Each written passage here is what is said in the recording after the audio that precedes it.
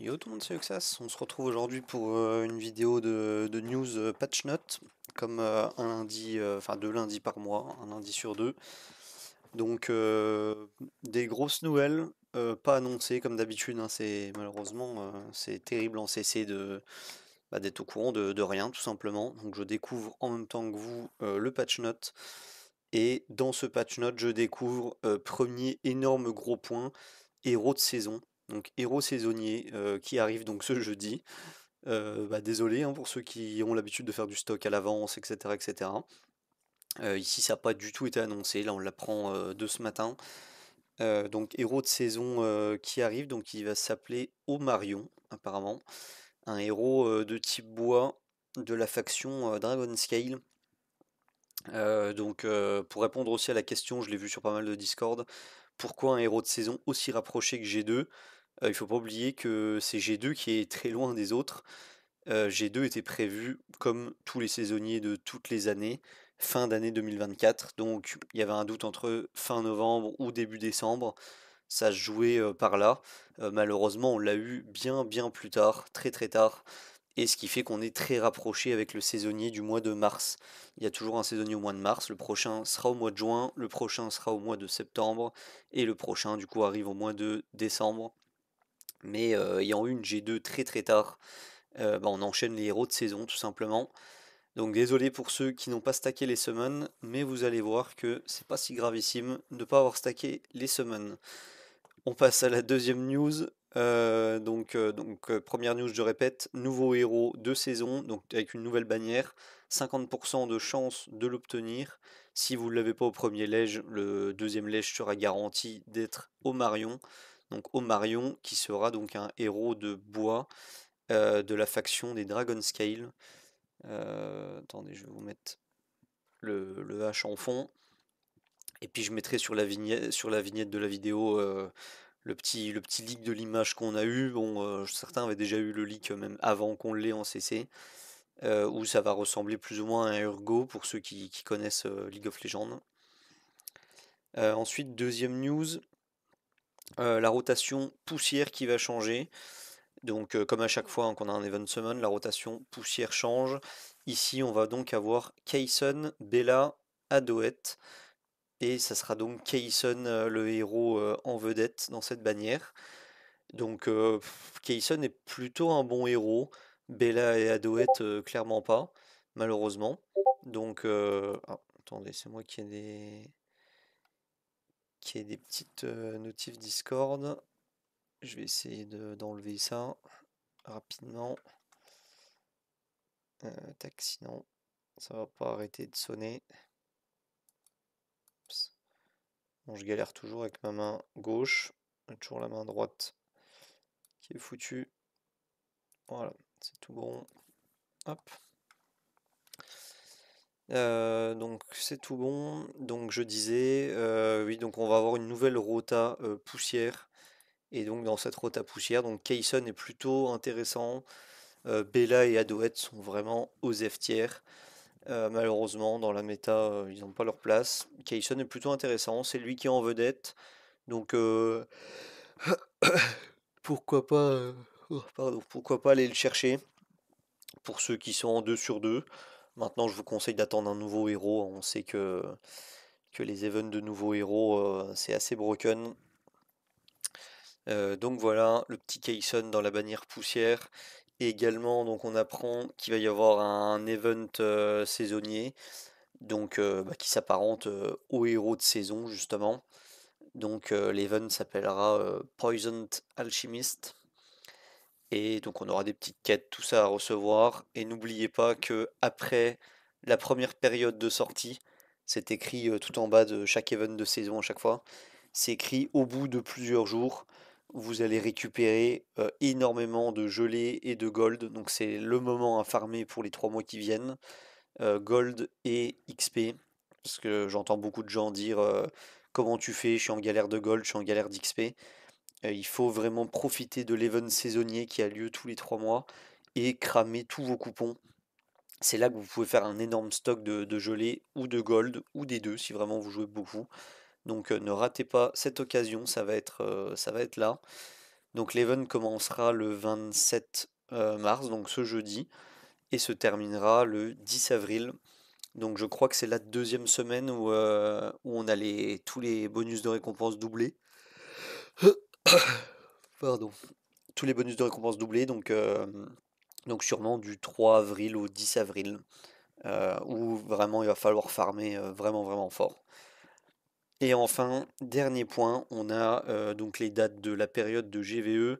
La période de GVE donc commencera le 27 mars et se terminera le 10 avril, 15 jours comme d'habitude, après les 15 jours pour la GVG. Enfin, on arrive au kit du héros, donc ce qui intéresse la majeure partie des gens ici certainement. On va donc parler de ce nouveau héros, où d'ailleurs Ace s'est trompé, il a marqué Amira dans le kit, alors qu'on parle donc de Omarion. Alors le trait de Omarion va s'appeler Venom Rebirth, la renaissance de Venom.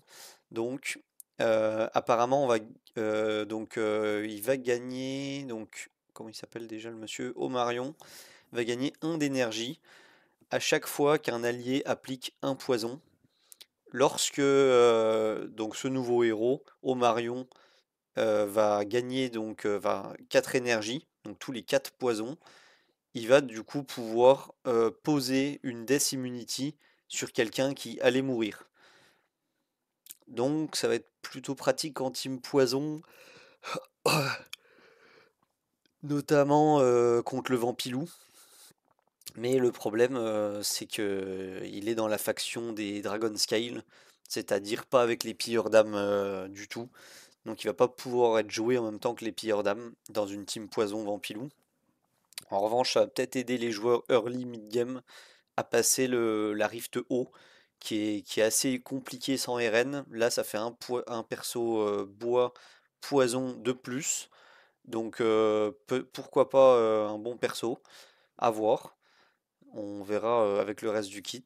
Donc on nous signale dans ce passif qu'il peut atteindre 12 énergies et que tous les 4 énergies, on peut dépenser 4 énergies pour poser une immunité à la mort sur un allié.